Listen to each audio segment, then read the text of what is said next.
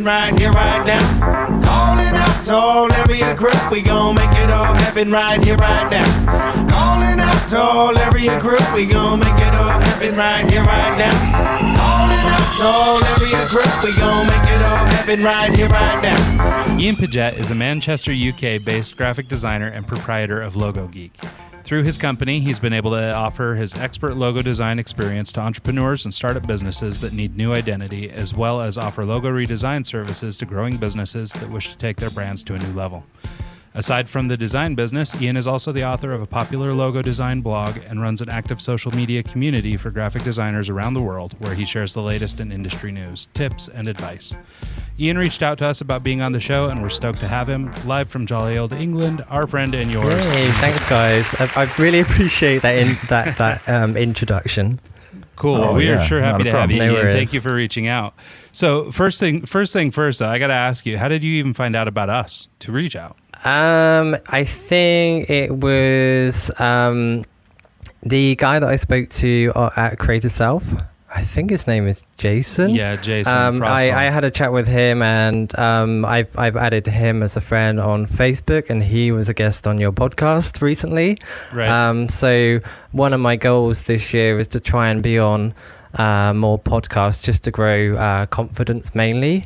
So I saw that on his feed and thought, I'll get in touch with those guys. I think my story might be interesting of interest to your audience. Yeah. Oh my God, that's like a real life example of social media work. Well, yeah, absolutely. Just all the way around the world from one podcast interview. Yeah, very That's pretty cool. So before we get into talking about your present, let's talk a little bit about your past. Can you tell us where you're from and how we got here? Okay, so I originally grew up in a small village called Siddington, and I've got a pretty big family. So in terms of my family, I'm the youngest of 10 in total. So it's a big family, and it's quite complicated. Huge. Now I will warn you though, I live in Utah, and I don't know how much you know about Utah, but we do have the Mormons here, and they have big families too. So I mean, 10, that's like an average family. It's probably just as complicated. So basically, just to give you an idea, my mom had a family of her own, and my dad had a family of their own, and they met later in life and had my sister, and then they had me at the end. So youngest of 10. I mean, in terms of where I actually grew up, it was just in a small house, small village. Obviously there wasn't all 10 of us in the house at that point. My oldest brother is quite a lot older than me. I think you're talking like 30 years older. So at that point he has his own family and stuff like that. I was actually born an uncle, just to put into perspective the age differences there. In terms of like progressing my career from there, like as a kid, I was very much interested in drawing, art, making models. So that's something you had from a young age. Something that I was always very passionate about. Like I remember I had an old auntie. We used to call her Auntie Da, and she once bought me like a pad of newspaper, and it's a silly thing, but I remember that being one of the best presents I ever had. And she kind of gave me the task of getting a drawing on the ITV news. Like when I was a kid, they don't do it anymore, but here in the UK they used to do like a weather picture. Oh, okay. So what you had to do was like draw a picture and you set it in, and I remember as a 10-year-old kid, put the TV on, and my my drawing was on the TV, and that was incredible. They got in touch with the school, and they made a big deal out of it, sent through this pack and prize and all sorts of stuff. The birth of a commercial artist. That was pretty big. Yeah. So do you draw your inspiration from anyone, family, friends, or was your mom creative? Or I wouldn't really say so. I think it's more like as children we used to I got a sister that's 2 years older than me, so the two of us, we used to spend a lot of time with each other, and we used to spend a lot of time indoors rather than, playing outside. So I was always interested in drawing and making the models. So I don't know if you know Aardman Animations, Wallace and Gromit. Oh yeah. I used to make them. I used to make the models, and that for me, my passion as a kid was just making stuff and drawing stuff. I wasn't really interested in anything else. So, at school, the thing that I always excelled at and won prizes in, and, kind of had, when people said, yeah, you've done a good job on that, it was always my drawing, always my art. And that continued as I grew up. Like I remember I took a maths A level, and that's probably about age 16 or 17. I remember my teacher saying, the actual maths isn't very good, but how you presented it is really nice. So I mean that's always kind of been my thing growing up. So it was kind of inevitable that when I did get to a point where I could actually start looking for work, that I would look for something creative. So did you go to school for design, or did you just kind of... I didn't. Basically, I'm not sure if you guys are familiar with how the school system works here, but there's like a compulsory school that you go to up to the age of 16, which is GCSEs at that point. And then you can go on to further education, like... we call it college here. So college is from like 16 till 18, and then after 18 you would go to university. So I went to college, which is free in the UK, but once you get to 18, any further education is actually paid. So I focus mainly on art, which, like I said, I didn't have any particular career goal as such at that point. I was just more interested in doing the art, to be honest. So in terms of further education, I was encouraged to take it further, and at that point, you're talking like 17, 18, I did go with the college to different universities, and I do remember going to this one place where they were working on cars, like concept cars, and we had a look around, and they're actually like drawing the cars and sculpting them, doing small models. That was incredible, and if I could have done anything at that point, that was the first time that I'd actually get really excited about something, because like I said, growing up, I was really into the model making, drawing and stuff like that. So for me at that time, that really excited me. So your first job was at Vigon, and you did technical product illustrations and print literature. Did that kind of spawn from that? Did you go after that because of that experience? Not necessarily. Basically, like in terms of what I was saying, like I was interested in going to university, but one of the problems that I had, I mentioned I was from quite a big family. My parents were quite an older generation. Like I think my dad, when he actually had me, I think he was 56 when he actually had me. He was quite a lot older. So he grew up as a farmer, and he seen his other children grow up, and none of them went to university. So when I mentioned the idea of this, he did specifically tell me, you're not going to university. And we grew up on a council estate. My parents didn't work, so university has a cost to it. It was quite expensive here, so that I never saw that as an option. I mean, there was possibly ways of actually financing it, but it was never anything that I looked at. So from that point, I did continue to basically look for a job, and the first job that I did find was as a print finisher. So it was actually an exhibition company, and my job there was as a trainee print finisher. So the way it worked in that place, tiny company, there was like 4 people that worked there, and there was 2 people that worked on the computers and the printers, and then there was 2 guys who, you know, including myself, who was actually taking that printed those printed rolls of paper, then encapsulating them and turning it into these pop-up exhibition stands. I'm not sure if you're familiar with those, you know, where you get the framework, you pop it up, and then you hang it up. So that's what I did at first. But 2 reasons why I left that job quite early on. Like, I was probably only there for maybe 3 months. Number one, it was very... There was a lot that you needed to do, and sometimes you had to do things very quickly. So there was this one time where we had a lot of posters that needed to be made up, and we're all frantically cutting them, and we're using incredibly sharp scalpels and rulers, and we just needed to get, like, literally slide it open, ruler, slide down, slide it over, ruler, you know, and you're just doing this continuously, getting through these 100 posters. I just happened to be hanging my finger over the edge of the ruler. And extra sharp scalpel blade straight. I took the end of my finger off, you know, just straight off. I didn't feel it, you know. So that was number one, and I think I was having a bad time then, because I used to ride a moped.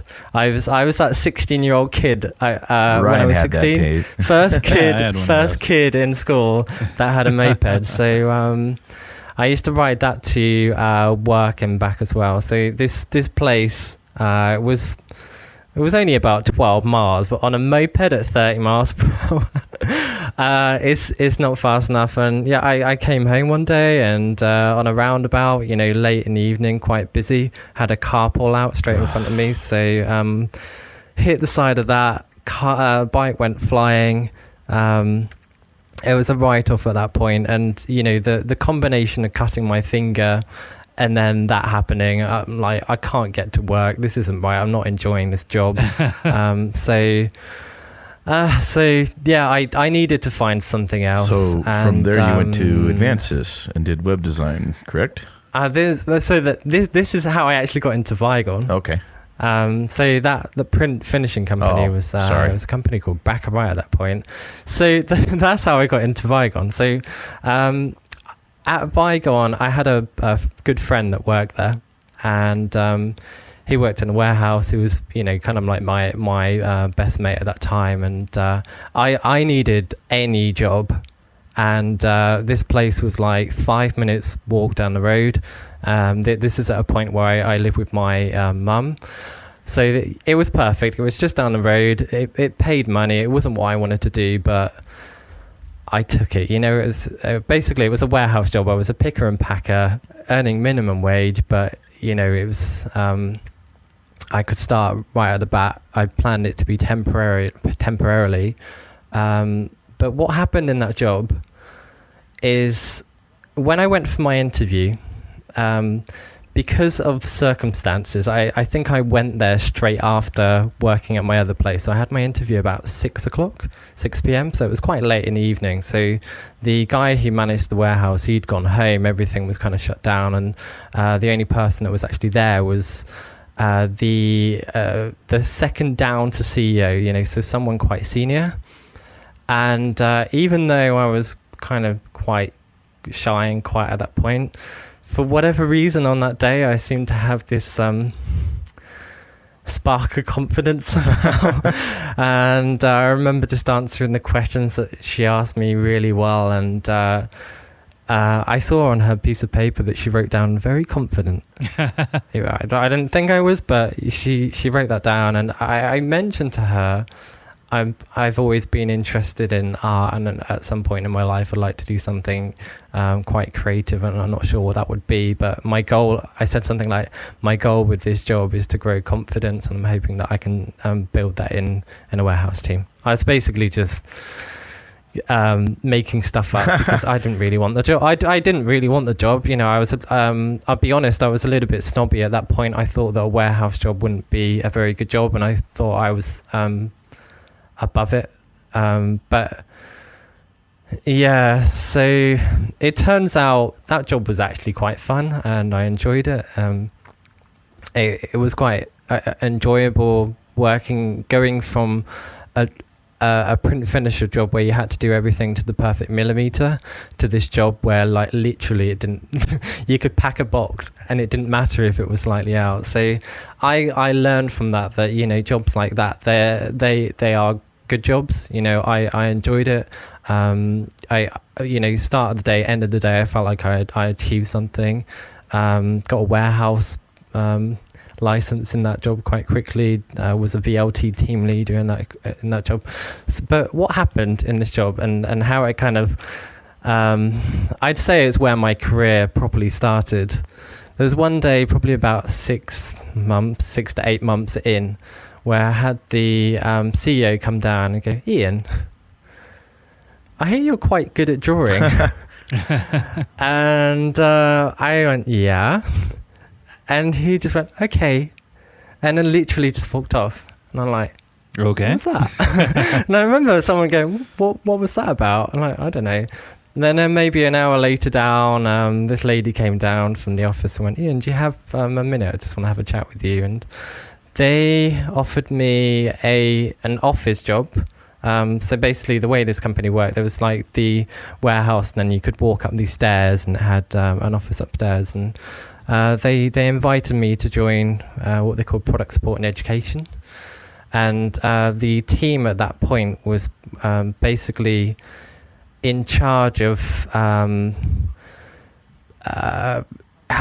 firstly helping out the sales team, so the booking hotels and just making sure that the sales team were okay. So this sales team was scattered all around the UK, and part of that was actually supporting them with selling the product. So sometimes they, because it was medical products, sometimes different hospitals needed different combinations of products. So certain tubes and products and things that would basically screwed together, and they'd go in there, they'd pitch this, and they'd sell it to a hospital. So in this team, what they were doing was creating these very basic posters, and they was also creating any brochures, printed materials, and so on. That they were basically the team that was in charge of that. And when I started there, I've grown up with a little bit of anxiety, and anytime like the phone rings, I still have it now, but it's not as bad, I've learned to deal with it. But at that time, phone ring, I'd feel sick, so totally sick. And it's one of the reasons why I'm doing more podcasts like this, is to to get more confident. But anyway, I was so bad on the phone. Like literally anytime the phone went, I was supposed to pick it up, answer it, and then book hotels and stuff. I was really bad at that. So in that, it's a 3-month trial. So I wasn't doing very well at that. So they gave me the posters. And posters, I at that time never touched a Mac before, never used any of the software, but they started showing me Quark Express and Photoshop and Illustrator, and it was fascinating for me because I'd always looked at pictures in the brochures that they'd done, and I noticed that the drawings were very precise and very, like the curves on the drawing were really clear. And I do remember thinking, I wonder how they do that. So the moment I kind of had this realization, like, oh my God, that's how they do it. So I just started, I literally took what they showed me in 5 minutes and I just started trying things. And I remember one of the first jobs that they gave me was to draw some, it's like medical drapes, and where they do surgery, and they wanted these cards that they could give their customers to show how the drapes would be. I got the feeling that now, whilst I'm thinking about it, maybe they just made something up for me to do, just to see what you can come up with. Yeah. So, but I opened up Illustrator, never used it before, and I thought that kind of looks like that's a pen. So I clicked, and I didn't know anything about Bezier curves, but I click. I drew something, right? And It looked good, you know. I didn't really know how to use the software, but I drew a few pictures, and everyone seemed quite impressed. And I was doing well with the posters and leaflets. I mean, when I look back now, it's not great, but it was better than what they were currently doing. Yeah, well, and it's always interesting to go back and look at your sort of early beginnings and see where you've come and that sort of thing. Yeah, we've talked about it before on the show, so I won't bore the people. But like, I have one of those too. One of my very first Photoshop projects ever was a picture of a lion racing away from a zebra on a motorcycle. And it was a Photoshop manipulation. It was the first, like Photoshop 5 was the first Photoshop I had used. And but that image still haunts the internet. If you just search zebra chasing motorcycle, it'll come up by 10,000. And but so it's kind of funny because I can go back and look at that, but I also get just chills when I look at how horrible it is. So yeah, it's funny though, because it's kind of like your entry into it, and it was that, you know, the moment I kind of found this thing, I was hungry to learn more, and I was just finding these tutorials online, you know, what was there at that time. I mean, obviously there's loads now, but at that time there wasn't much. But I watched videos.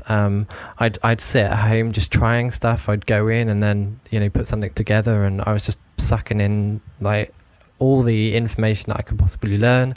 And yeah, in that job, it kind of started there. And then I worked on a proper printed piece that was print ready. I had some support from a local print company. Like because they could see that I had an interest in this and could potentially save them some money, they kind of invested in me, and I was able to learn from the local print company. And I was with that company for 5 years, you know, which was a long time. And when I first started in that team, it was mostly admin. When I finished with that team, there was 3 of us working on all of the brochures. Oh, cool. All of the printed material was doing all the photography. We learned so much. When I first started, they were outsourcing a lot of the stuff. Sure. So they was mocking stuff up, sending it off to a freelancer. Once I think they realized that they could do it in-house, train someone up, do it in-house at a cheaper cost.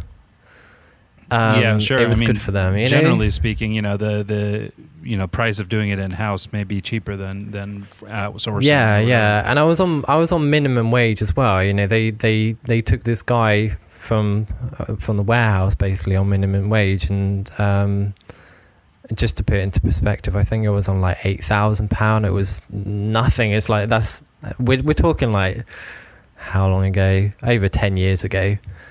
And that was minimum wage. And if they was outsourcing it to this guy, I can imagine it was £1,000 a project. You know, so it would have saved them a lot of money. But I feel like at the end of that job, we made everything consistent. I was doing all the illustrations, was doing all the photography. I feel like the standard of the work at the end of that 5 years I did was to a very high standard, and it allowed me to build up a portfolio. And well, and it sounds like an opportunity where you really had the time to grow, you know, come in, learn at the beginning, but you were sort of, I guess you had the stability of a paycheck to learn. You know, a lot of people maybe don't get that luxury as they're trying to become a designer. And having that's, you know, something really great. Yeah. So from there, you moved on to bigger and better things. You moved into Advances, where you became the lead designer. But I want to circle back and ask you one question. Now that you've got a number of years under your belt, I'm just curious your stance on formal education for designers. I I come from a similar background as you. I mean, I don't have the massive family, but I don't have the university experience. And but the experience you're describing is very similar to mine. I came up through book publishing, and I was hired as a receptionist, and I worked my way up through doing whatever. And I had opportunities to build mail order businesses and build websites and stuff because somebody believed in me, sort of much like your story. So, but because I don't have that formal education, I have seen people that sort of come down on either side of the fence. You know, the people who just went to school and maybe they didn't have something born in terms of talent or whatever, but they've gone to school and they've learned it, versus, those who just go out and struggle and learn it on their own, which is basically the school of thought that you and I come from. Mm-hmm. I'm just curious if you have a stance against it. I know some people get kind of, they don't want to talk poorly of education and going to college and things like that, but I wonder how important it is in your experience for your career. Do you think you'd be somewhere else if you had that? I've got really mixed opinions with it, because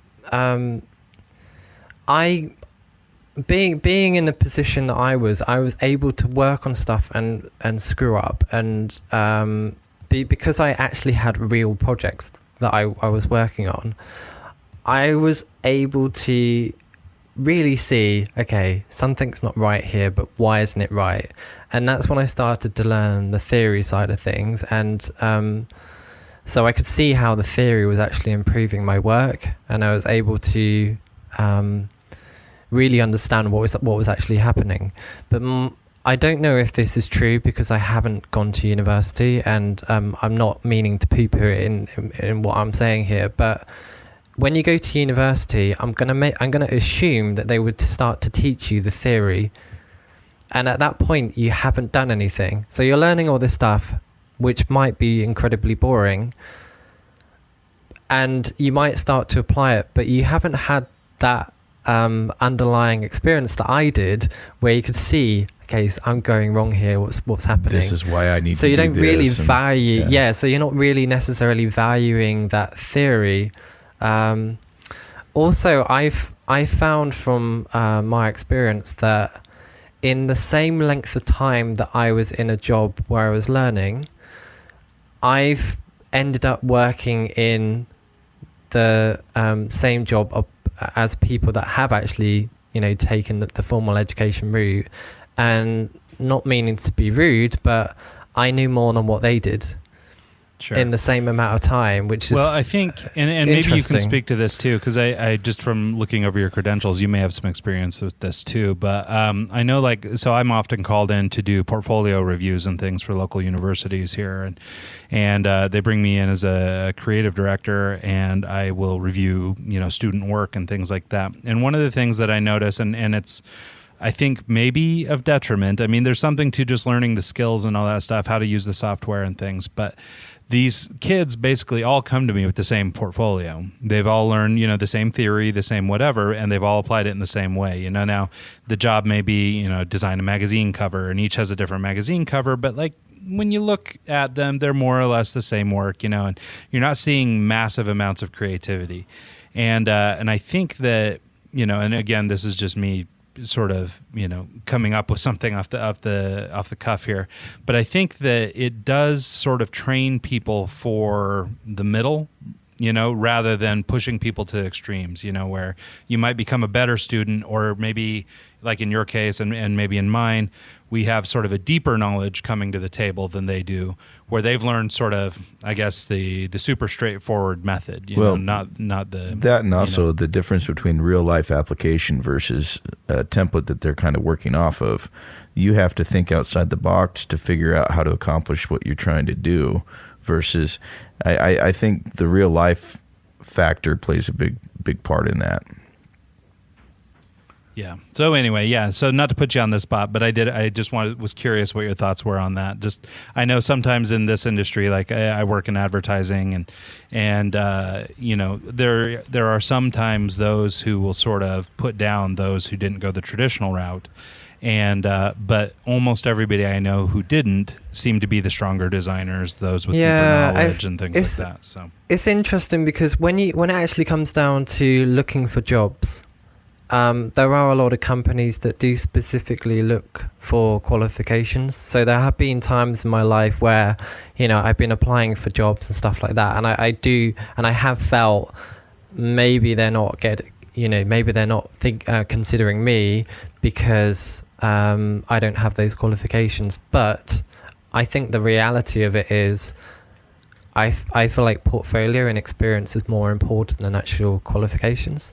Yeah, and I think that's an important point. I mean, that's my experience as well. Yeah, I've also found, working with interns, they might have an absolutely fantastic portfolio, but the reality of it is in their studies they've been given like 6 months to work on this one project, and then when it's came down to it, it's like it's been hard for them to actually transition from doing that thing in 6 months to doing that thing in one day. Yeah, sure. Well, and to Mike's point, this idea of real life experience versus what you learn in a classroom, I think are dramatically different. Yeah, and everyone I've worked with, they've always said, I've learned more in 2 weeks in this job working with you than I have in 2 years. So, say what you want from that. Yeah. All right. Well, coming back off that little tangent, let's start talking about Logo Geek.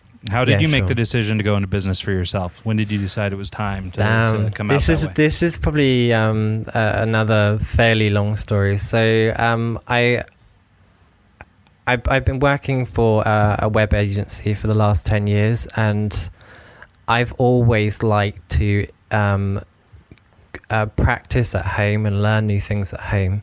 So I've done, like, over the 10 years of working for different companies, I've worked on things that have kind of interested me. So that could be like CD covers when I first started, to working on movie posters, to working on computer games, for example. So there was one really big kind of side project that I worked on that was actually an iPhone game, and that was a very long-term project, but it got me into the habit of working a lot in my evenings and weekends on something. And even though that was a long-term project, and by the end of the 4 years that I worked on it, I was pretty exhausted. After a few weeks of not having anything, I wanted something else to work on, but I didn't want long-term projects. I wanted short-term projects. So that's when kind of logos came up, because I've enjoyed working on logos when I've had the opportunity, but I at that time within my job, even though I sometimes worked on them, it was like once a month or once every 2 months. It was very infrequent. So I wanted to learn more at home. So I thought, I'm going to start with that. And it was always just intended just to be a hobby, just to learn and improve it. I never, ever at any point planned for it to actually be a business. So how it kind of started as I initially needed a URL. At that time, I knew a little bit about SEO, and I wanted a name that had a logo in it in some way. And at that time, there was only the .co.uk's or .com that was an option. So I listed down all the possible options, tried everything. And after, trying like hundreds of things that came to mind, nothing was there, like there was nothing, and it was driving me crazy. And I think I down on my list, I had Logo Geek, and I thought that's not going to be there, but I typed it in, and you know what? .co.uk was there. And even though for what I wanted to do, I wasn't 100% sure of the actual Logo Geek name, and wasn't sure of it for a number of years, but it felt like a good name. And I've always been interested in Comic-Con and stuff like that. So I thought maybe Logo Geek could work, and I could go and sell logos at like Comic-Con and just do like hobby projects. Because I've always been interested in comic books, movies and stuff like that. And I thought that could be a nice thing to do with that. But anyway, anytime I worked on a logo, I kind of posted it on this website, added a little bit of content. I never actually expected anyone to ever go to that website. But after just working on it for a few months and just adding on projects and, blogging and stuff like that, I eventually had customers. The very first were just friends and family, but there became a point where someone got in touch that wasn't someone I knew. And that was a fairly big deal, because at that time, I was just doing stuff with friends for like small amounts of money. I mean, you're talking for a logo project like £50, £100. Now I'm doing them for like a couple of grand, but actually getting a real customer, that was surprising. I never expected that, and I like I said, I never actually planned to take anything freelance, but I slowly started to build my own business. I liked that I had this full-time income coming in, and then when I wanted to do a project, if I wanted a little bit more money, I could take on a project, so if I wanted to book a holiday, that's how I was making that money for it. It sort of gives you a little extra freedom, even though it's more work. I mean, it gives you more opportunity to control your income and your time and everything else. It's kind of cool. I wanted to ask you too, as you mentioned, at Logo Geek, you specialize in logos. You're hyper-focused on that singular service. I wanted to ask you, there are some different schools of thought on this too, sort of the jack-of-all-trades model, which would be more like an ad agency or a full-service shop, versus sort of the master of one. So in your case, as a designer and sort of based on your experience, you could certainly offer more services than just logos. So, but I wondered if maybe you could speak to the sort of the decision of staying focused like that, because I think there's a sort of a teachable something there, focusing versus delusion. Yeah. Okay. So what I learned from experience was that having one product, the reason why I was working on one product was because it was in my free time. But what I found is that you can create template emails, template quotes, template process. You can also hyper specialize in marketing. So from an SEO perspective, all of the content on my website is around logos. So in terms of search terms on Google in the UK, I'm ranking really well. So, you're talking page 1, page 2 for really good keywords. And also from a social media perspective, it's super focused content. So there was points when I considered maybe I don't want to just do logos. Maybe I want to do illustration or, other things. Sure. But anytime I added on any extra product, like say if someone wanted a website, I could build the website, or I could work with someone else that could build the website. But every single time, when it came to a logo, I just had all this stuff, and like a sales inquiry would come in, and I could just bash them out. It's really easy. But when it came to anything else, I really had to go into detail. I had to learn more about it. I had to create a new quote, had to kind of create a new process. It was effort, and it took time, and it just wasn't worth it for me, because a logo project, doing it just on the side, like now, just so that you understand, it's actually part-time. Like that job, I've transitioned into to working on Logo Geek more full-time eventually. Mm-hmm. But it was so much easier to make the same amount of money just focus on one thing versus trying to add on these other things, Well, and it's interesting. It's actually like surprisingly is maybe not the right word, but it's actually a very good idea to this idea of specializing in this one service. Like you mentioned some of the benefits, in terms of social media and things like that. But you're also lucky because like every designer I know, logos are all they want to do anyway. Yeah. And so you also pick the one product that they all want to do. And so, that's, in terms of sort of scratching a creative itch or doing something, with your own creativity, logos are a great product. And then I can tell, through some of the other support things that you're doing, the podcasting and the social media, which we'll get to in a minute,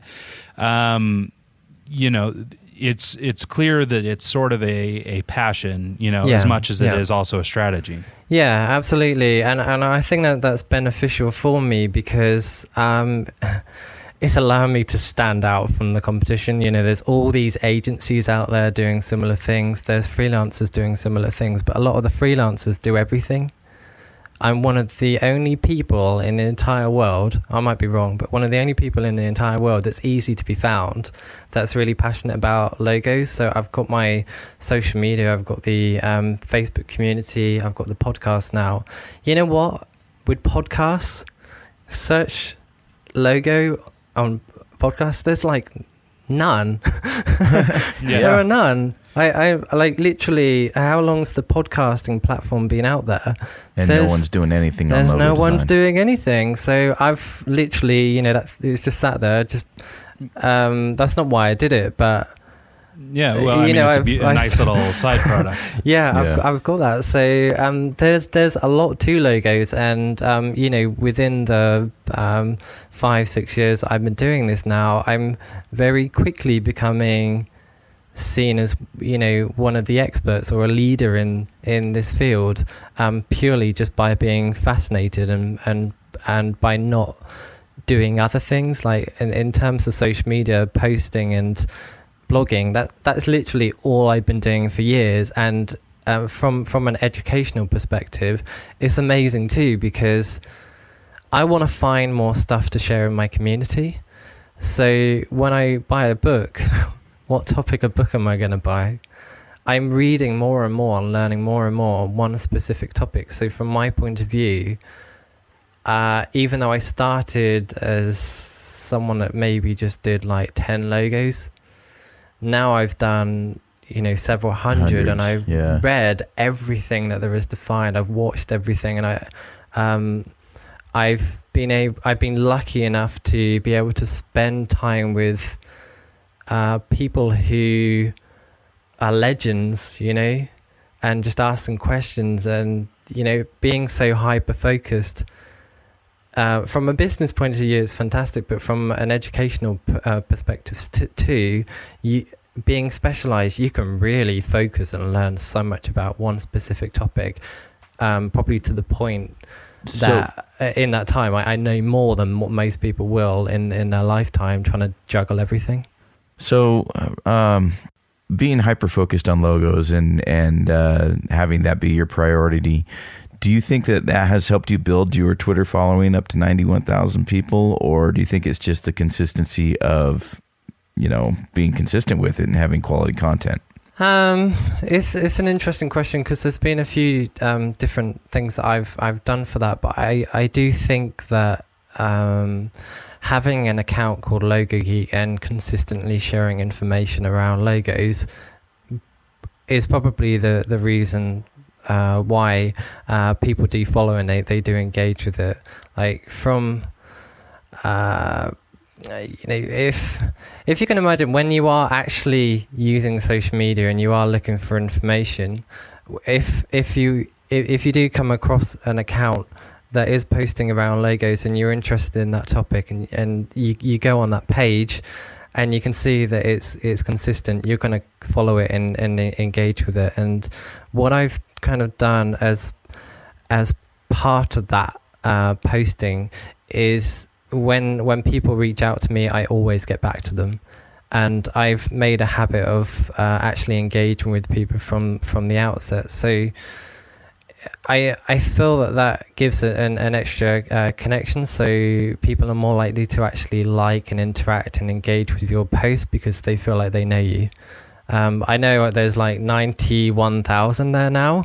I know that's a lot of people, and obviously I haven't spoken to everyone, but I've spoken to enough of those people that with every single post, you will notice that there is a high number of likes and retweets and comments, and it's just purely because over the last 5-6 years where I've been working on the Logo Geek Twitter account, because I've actually been engaged with people, they continue to engage now. In terms of the actual physical growth, there was like a growth hack technique that I used at the beginning, which really pushed the growth, and it was something that I learned from someone who came in my day job to actually manage the social media, and it's a really basic thing which is possibly a little bit spammy, but it worked at that time. And what you could do on Twitter a few years back, you can't do this anymore, but you could find an account that's similar to yours, and then you could go into their followers, and Twitter would basically list everyone in the order that they followed it.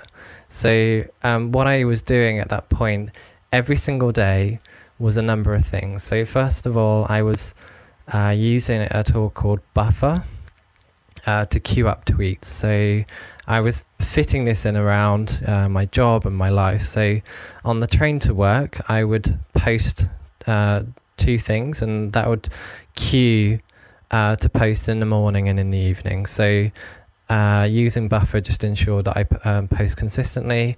My page looked good. You could see it was about logos. So if you did actually land on the page, if you was interested in logos, you would follow that. So every single morning, I would find an account that was similar to mine that had a large audience.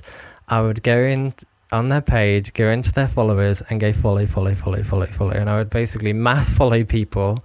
And I was finding that like 50% of those people followed back.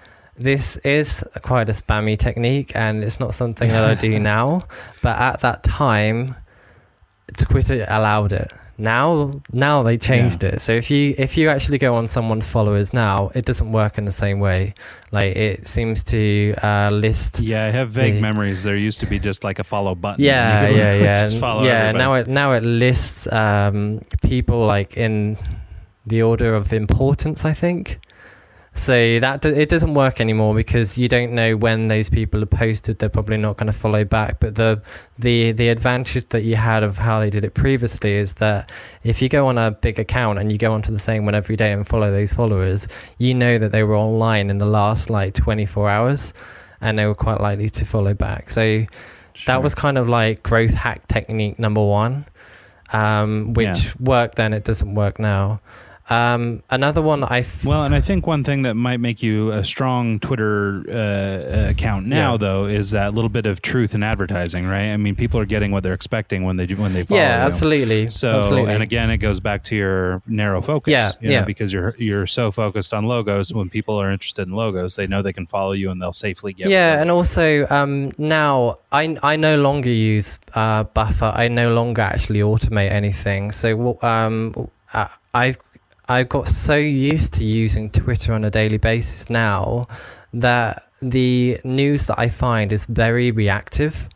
So I try to be the first to jump onto stories. So I've got like alerts set up and stuff like that. And I'm always like searching, or I've got, the community now. So a lot of the information, I find it really quickly and I post it on my feed. So in terms of other people doing this, I've got one of the biggest accounts the biggest account out there that's actually taking this route, just being very reactive news on the topic of logos. And sure, I think people find me through natural search on there now, and people have wrote about me.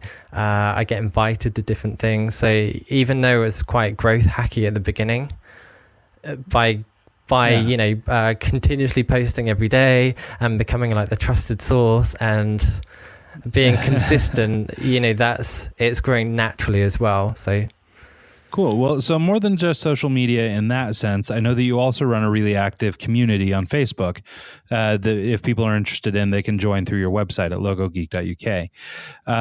Let's talk for a minute about the importance of just community in general, and then get into what you've built and maybe how that's influenced your life, for the good and the bad, maybe both personally and professionally.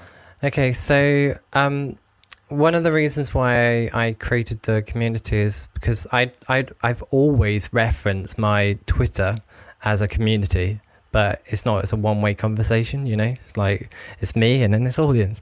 Sure. It was about 8 months ago.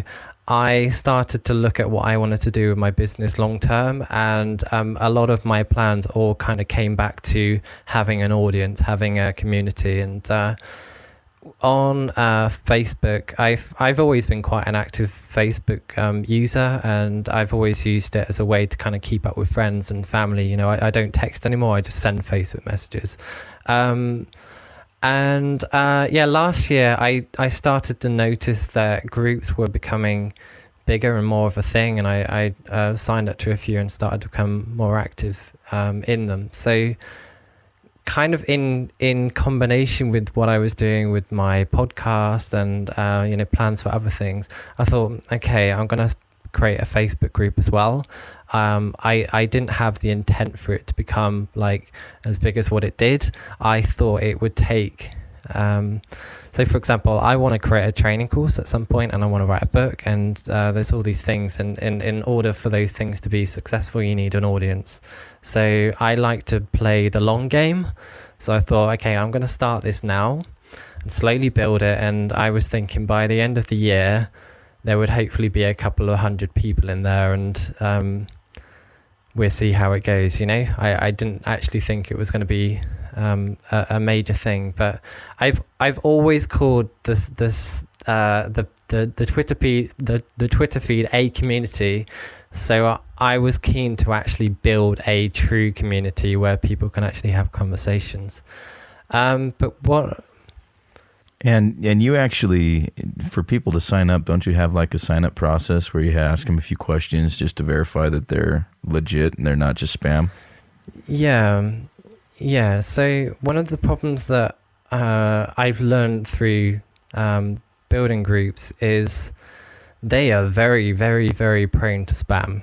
And if you look at every single group online around logos, it's people posting Behance links, Dribble links, with no explanation. It's just like link dropping. You've got people asking for work, for like people needing logos for like $5, and you get all these people flock on there. It's, I don't know. I hate them. So I wanted to create something different. So when I first created the group, I mentioned that I built the group on Twitter, and I had a lot of people just jump straight in. It was crazy. Like I don't know how many. It was like 100 people that jumped in, and everyone started talking. So literally from the moment I kind of started telling people about it, became quite active immediately. But I also noticed I had no control over the conversation. Sometimes it was steros. Sometimes you get spam being posted in there. So I'm like, what the hell? How do I manage this? This is taking over my life. In order to, I was finding that in order to make the group good, you have to kind of moderate it. And if you moderate it the way I was doing it originally, you can't sleep or do anything. It's like constant conversation, and in order to stomp out, to kind of stop certain conversations, you have to be there and watch it. So what I kind of put in place was, first of all, it was a closed group. So in order to actually access the group, you have to basically sign up to it. But as part of the onboarding process, I've actually got a couple of questions. So the question is just to introduce yourself and to provide a link to your portfolio. The bulk of the spammers don't actually answer the question. In fact, probably 50% of the people that actually ask to enter into the group don't answer the questions. So that kind of weeds out poor quality people. And also the actual posts, almost every group online, you can post in there automatically, and it just shows. There's the option to actually accept posts. So I set it up so, and the reason why I did this is I set it up so that people I have to approve posts that go in. And the reason why I did that was because I was having hundreds of people that were trying to get into the group, and I was literally just going through them manually to check if people were good or not. And I was finding it very difficult to actually tell who was good or not. And that the number of people trying to get in was going up and up and up, and it was sucking a lot of time. So I came up with some very basic metrics for letting people in. But it was also a risk. So I was basing it on what other groups they were in or their general interests. And I was just letting people in that I thought probably would be good that hadn't answered the question. But I was concerned that they might spam the group. So as a temporary solution, just to clear out that list, I planned for it just to be temporarily, I turned on the option to approve the posts. So that meant if I got any of those annoying Fiverr people that post links and just we'll do a vocal drop for $5. Links. yeah. If you get all this stuff, I can just get rid of that immediately. So people don't need to see it. But what I found was that by doing that, I could actually control the quality of the posts. So in every single logo group, you can basically just post a link to your Behance page and go, what do you think? I don't like that. I don't think it's a good way of asking for feedback. I think in order to get good feedback, you need context. So from the beginning, within the first couple of weeks, I made it a rule that in order to get feedback on your work, you have to provide context. And that took a long time to kind of get into people's minds. So every time they posted, I would, and there was no context, I would let it in and then go, can you add context? If they hadn't done that in half an hour, I'd get rid of the post. I was being very strict on what people could post. And doing that, it created a culture. Like, I got to a point where members were actually doing that for me. Nice. They learned that. Yeah, they learned that in order to post in the group, you had to moderate and you had to add context, and this started to bring in better quality people and started to generate more interesting conversations. There was that side of it. And another thing I found as well is that when you first create a group, there's other groups online, and obviously those people have a certain amount of time where they could be posting, and if they're familiar with another group, they're always going to post in that one. They're not going to post in yours. So to kind of get around that, I was finding ways of creating posts that would encourage engagement. So from my page that's connected to it, I would ask a question that I know would spark an interest. Say, share the best logo you've done this week, and people would see that in their Facebook feed, and you start to draw them in, and you start to get them in. So just doing that on its own, that started just to get people from posting on those other pages to your group. Also with Facebook groups, you can actually give a shout out to new members. So for members that have joined in the last week, you can actually automatically create a post that lists all of their names, tags all of their names in that post, and you can ask them to introduce them. So I try to do this like once a month, just to encourage new members to introduce themselves. They feel special, they feel like they're part of something. Other people start greeting them as well. And I found by doing these different things, when I first started out, I felt like, damn, this is hard work to actually get people talking in here.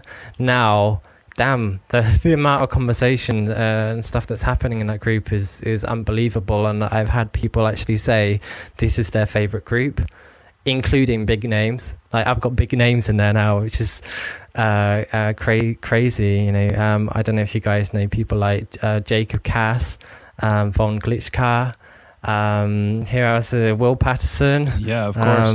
We got these fairly big names that I've got to know through my podcast who have come in.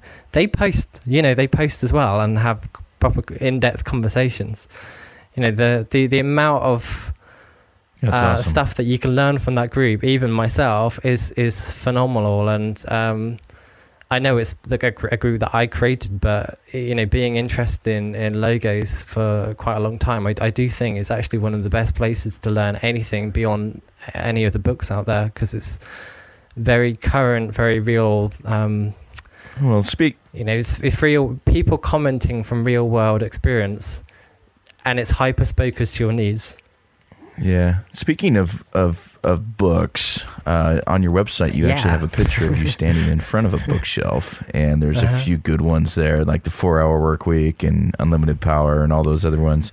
Is there one that stands out more to you than others? One that actually just like really inspired you to do what you're doing? There's a book called The One Thing.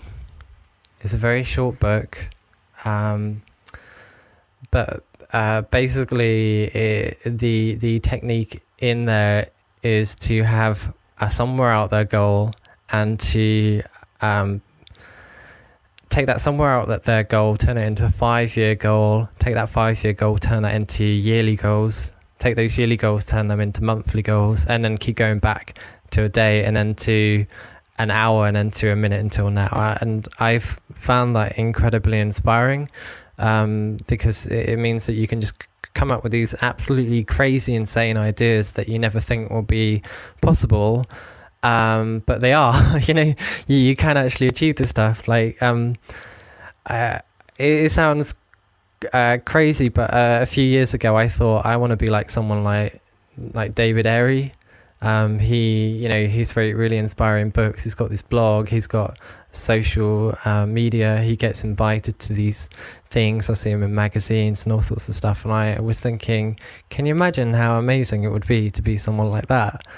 And I started to just study what he was doing online, and people like Jacob Cass as well. And I reverse engineered what they'd done, and I started to try it for myself. And I started out as a kid working in a council house, and I've got to this point now where I'm a judge on juries, and I've been in magazines, and I'm interviewing some of the biggest names in the industry.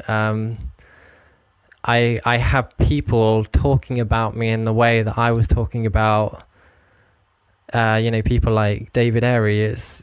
I never thought it would be possible, but just by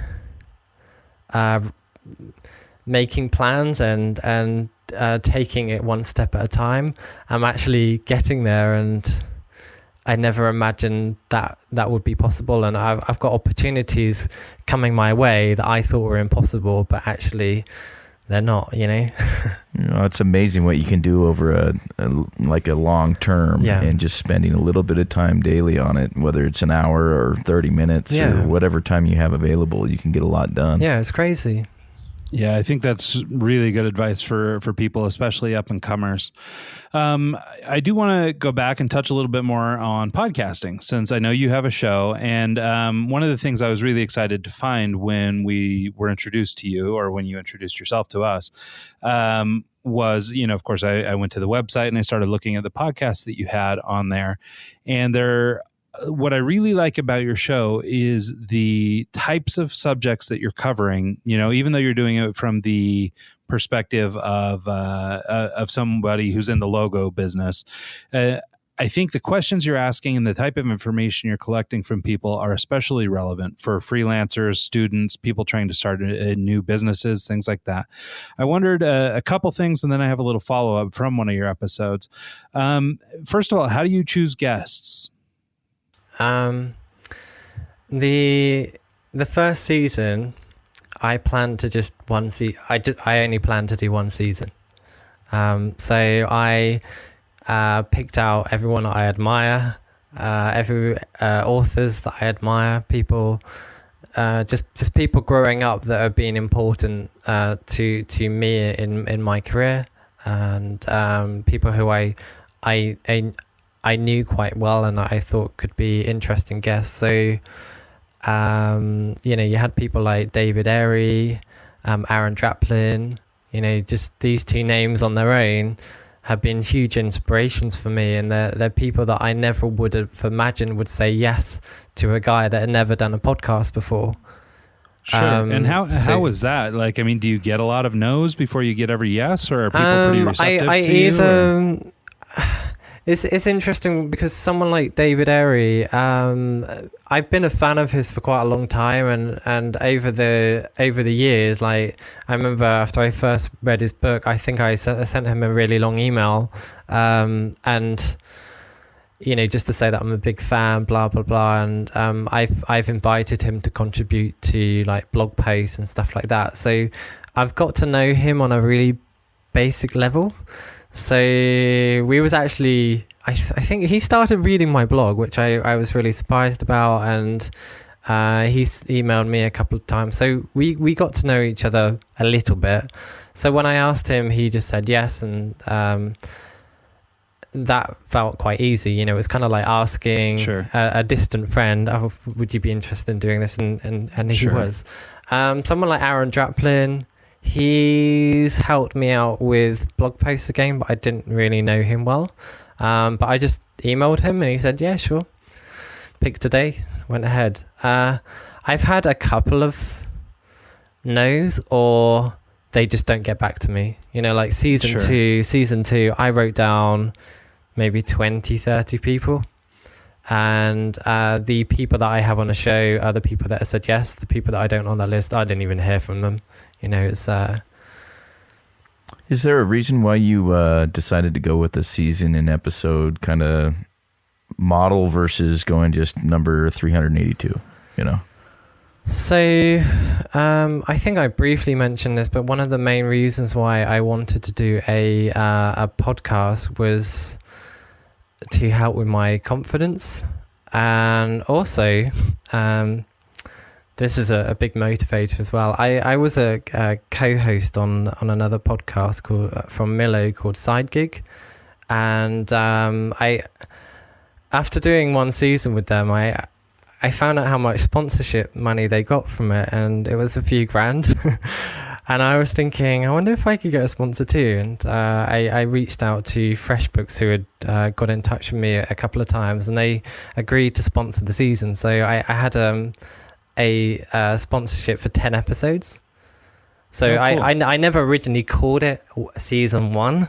It was just going to be 10 episodes that were sponsored, speaking with people that I admire, you know. And I thought that would help bring in a little bit extra income.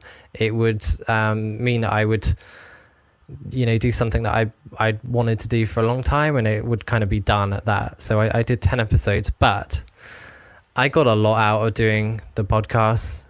You know, the first episode I recorded was with Aaron Draplin, and it all went horribly wrong.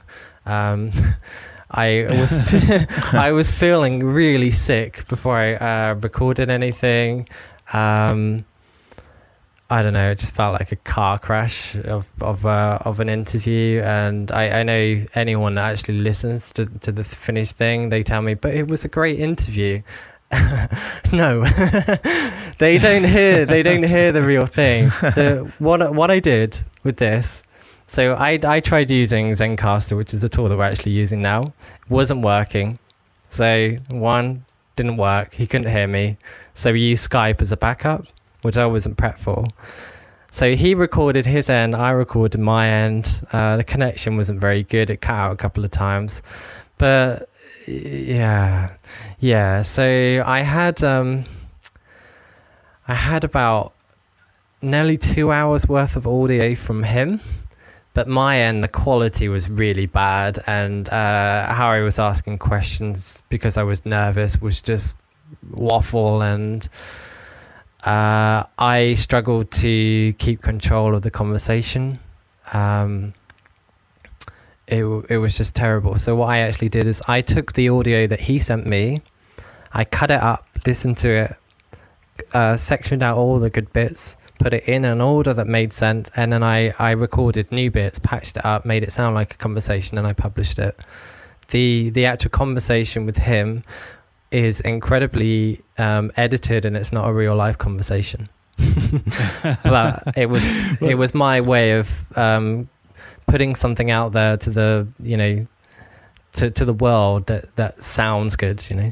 Well, you followed the same kind of speech, you know. You knew what you asked him, so you kind of based it off of that. So I wouldn't say that's that bad, just mainly because you didn't have good audio to work with, so you have to do something to get it out. So yeah, props on you for going that extra step. Yeah, but as I went, it actually got better. But yeah, in terms of going back to your question, season 1 and 2, it was just because I did 10 episodes, and I found after, you know, doing the 10, I got to speak for an hour, sometimes 2 hours, with people that I admired forever. Number 2, they generally became friends to some degree. People like, I don't know if you guys know Christo. Yeah, and actually, I've got a we were actually going to ask you about that one. Yeah. And so for people who don't know, Christo is I don't know what his actual title is, but he's at Blind in Santa Monica. And he's a really incredible guy. And I was listening to his podcast with Ian here. And one of the things it was one of the big subjects that you guys went over was bidding and pricing. And it's a little bit of a, business inside kind of stuff. And it's pretty focused to, people who might be working in a creative trade. But I still wanted to ask you, so in addition to what you've learned along the way, plus an amalgamation of things you may have learned from Chris, can you talk about the process of bidding work and the art of negotiation? And the only reason I ask is just I know that when you were a little more green, as I was, and new to this business, I know that pricing is a struggle. This is one of the most common questions I get as somebody who works in this field. And I've read books, I've read all this stuff, and the advice that Chris was giving, I felt was some of the best I'd heard. Yeah, I was actually very pleasantly surprised by that, and that sort of motivated me to ask you, even though it's maybe a little bit off the pace of the interview here. Yeah, it's a tricky one because Chris is obviously far better at this than I am, and there's no way that I can actually say everything that he said. Sure, and of course, go back and listen to it. I think it's episode 1 of your podcast. Yeah. After interviewing him and David Airy, I actually made a few changes to how I do mine. So how I've always done mine, and I haven't changed it drastically since that conversation, but I'm quite lucky that my website's doing really well on Google, and I get a load of inbound inquiries come in. So people just find my website, they like my work, and they just get in touch and they're like, how much is a logo? When I first started out, like I mentioned earlier on, some of those prices were just, we're just talking like £100, which is not enough money. It's fine as a hobby, which it was at that time, but as an actual salary, it doesn't pay the bills. Realistically for a logo project, you need at least like 2-3 solid days to be working on this. So you need to be bringing in, £500, £1,000, $1,000 up basically, which is a lot of money. Sure. So at the time of speaking with Chris and David, both of them, we spoke about prices. I was always bidding the same price. I was always bidding, quoting like, £500-600. This year I've been experimenting, and I've actually been increasing those prices. And you know what? People still say yes. And I've learned it's a mindset thing. Like literally, if you think that your price is £10,000 versus £500, if you're quoting £10,000 and enough people ask you, eventually someone's going to say yes.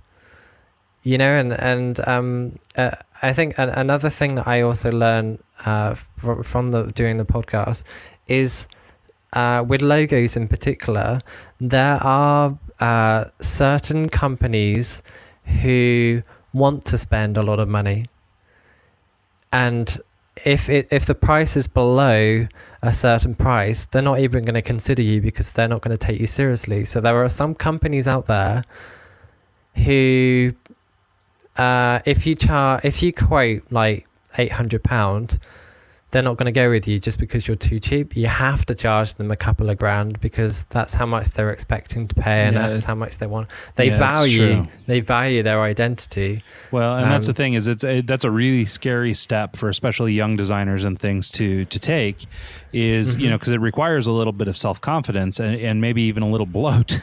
Because you have to sort of hype it up a little bit, because most designers I know are fairly humble folk, and they aren't going to think of themselves like, oh, I'm this amazing logo developer or whatever, and so to ask for a lot of money is a difficult thing, and a lot of people have a hard time with talking money in general. And so I would definitely encourage people to go and listen to this podcast. Chris had a really smart perspective on it. Yeah, I'm still struggling a little bit myself, but I think that each time I do increase it, it feels more comfortable. Like now, on average, I'm getting between £800 and £1,000, which is probably like $1,000 to $1,500. Maybe $1,000 to $1,200, something. Yeah, something like that. And now I'm charging that. Those, the £400 or £500 projects that I used to do, it's not enough money. It's not worth it, and I just feel like that's too small projects. It's funny how your mindset changes on these things, and like you said, it's a confidence thing. Just becoming confident. One thing that I found is I'm in a completely different field. I'm in the audio and DJ entertainment field, and my clients, you have the $200 up to $3,000, on average, kind of, and I found that, if I charge, that $2,000 mark or in that price range, my calendar isn't as busy, but I'm getting the same income that I was making before without pulling my hair out.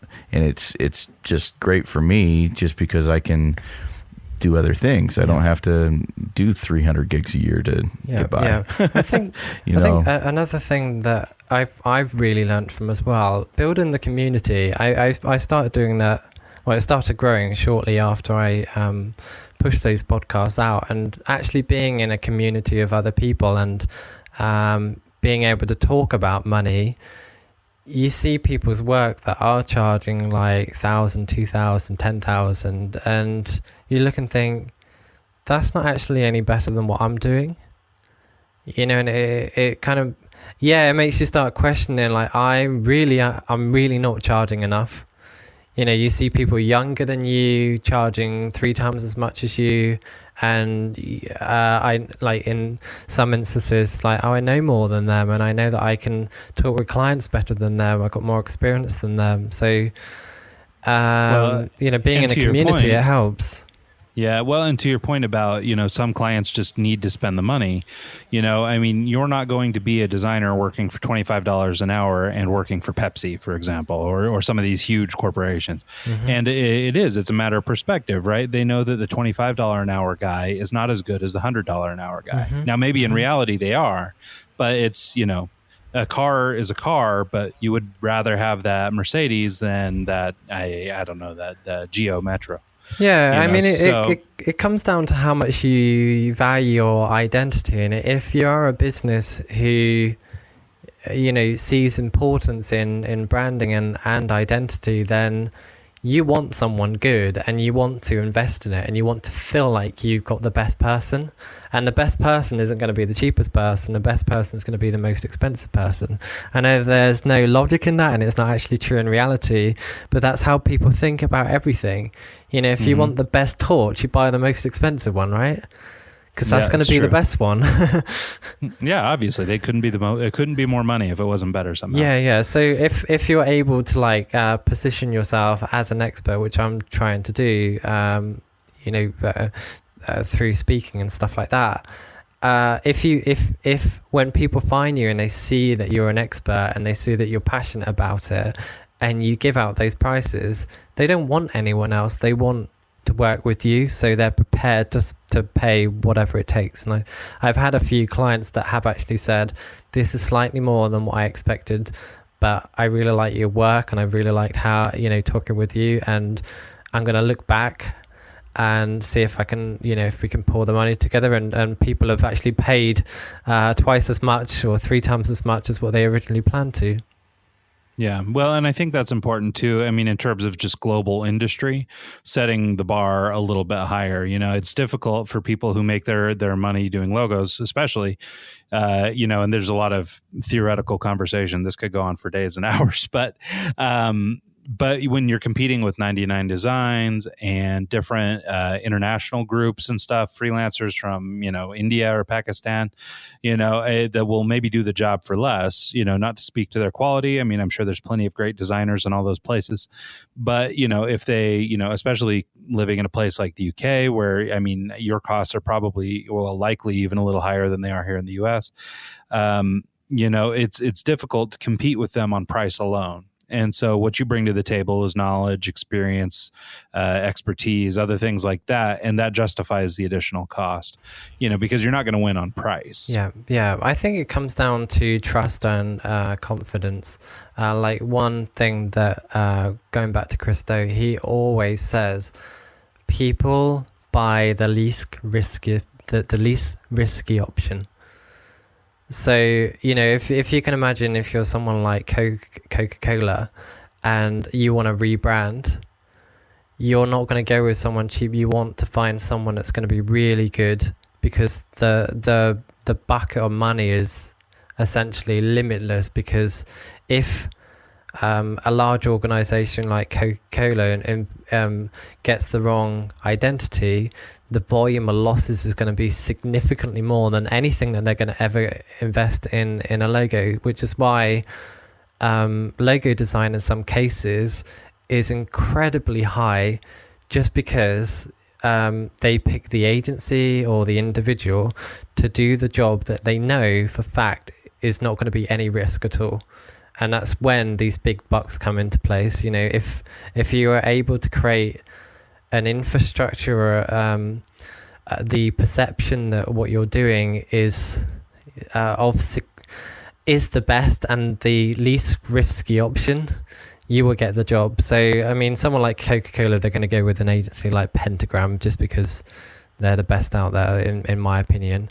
But and like you said, money buys trust in that particular instance, and trust really is what it's all about. So if you can be the least risky option in your price bracket, so, in my case, I've got the community and I'm the leader of that community, so I've clearly got a passion for it. And, being the owner of that, I'm somehow the perception of that is I have more knowledge than anyone inside of it. It's not true, but that's how I believe that people will see that. Doing the podcast, the information that my guests say kind of falls back on me. The same with social media. I can share information from other people and post it on there, but somehow from a perception perspective, it comes back to me.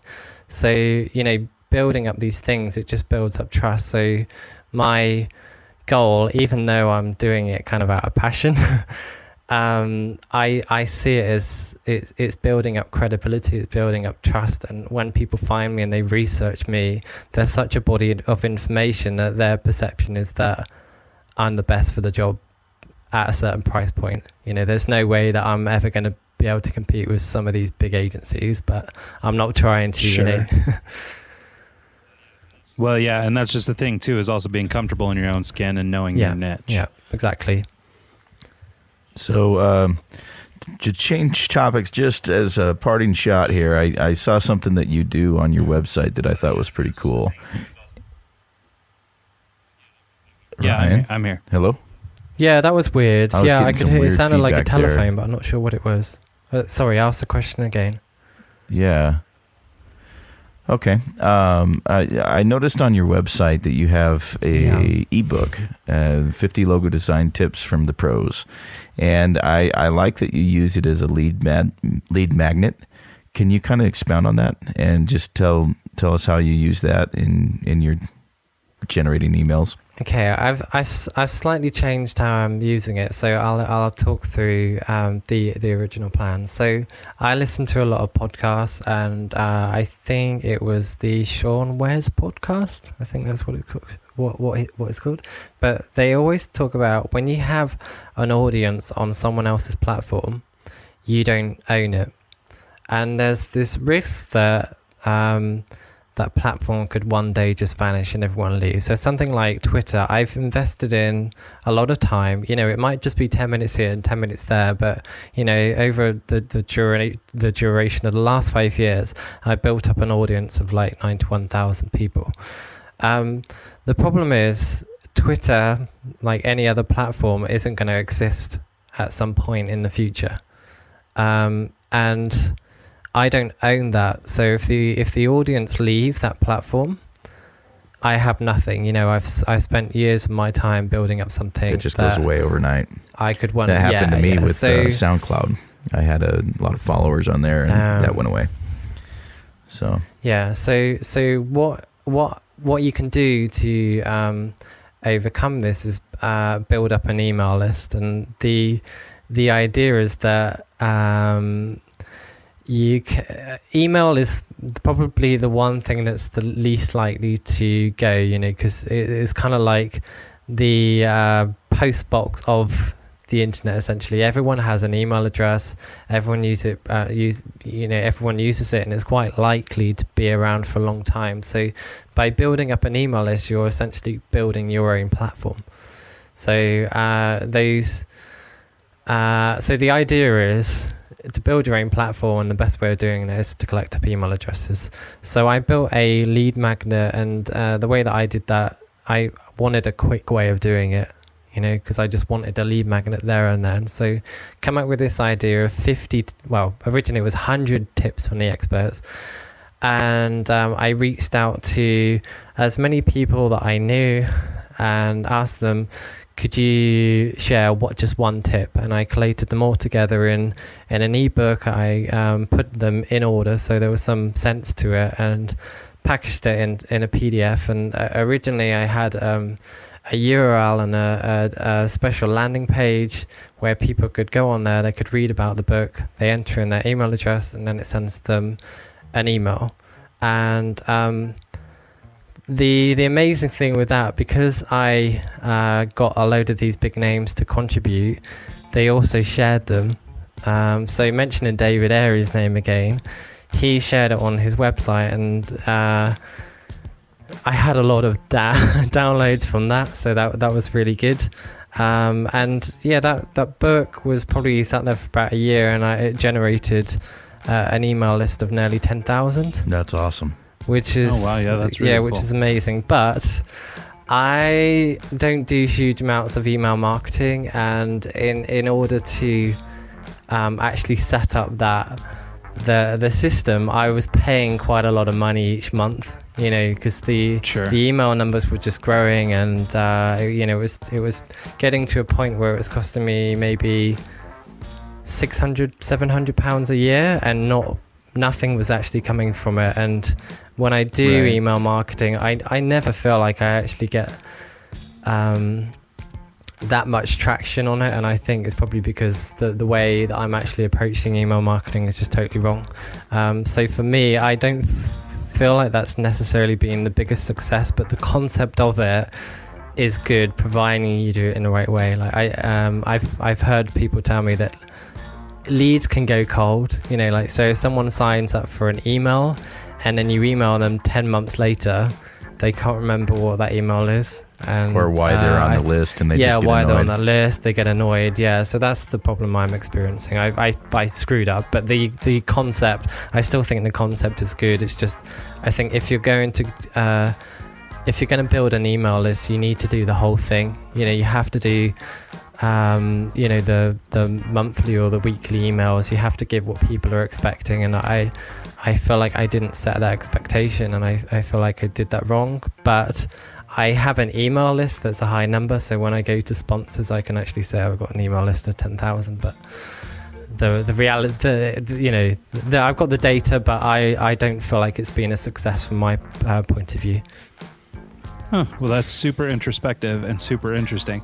Well, hey, this thing has gone on kind of long, so we'll let you go. Is there anything else you wanted to cover, or anything else you'd like to talk about before we get out of here, Ian? I don't think so. We've spoken about a lot of things, so I think there's a lot of great stuff here. I feel like we covered most of the bases. Yeah, so anyway, find out more about our guest, Ian Paget, on his website, logogeek.uk. You can also follow his Twitter and be one of 91,000 strong at @logo_geek. Also, with that, you can learn more about me, Ryan Rogar, at r2mg.com. You can learn more about me, DJ Ontic, at djontic.com. That's ONTIC. And the show is just eggscast.com. So with that, Ian, thanks again so much for your time, man. I know it's getting late over there. Yeah, you're welcome. No worries. It's been really good to speak to you guys. Thanks again for the opportunity. Yeah, it's been a pleasure. Yeah, absolutely. Stay in touch. Take care. And, everybody have a great week.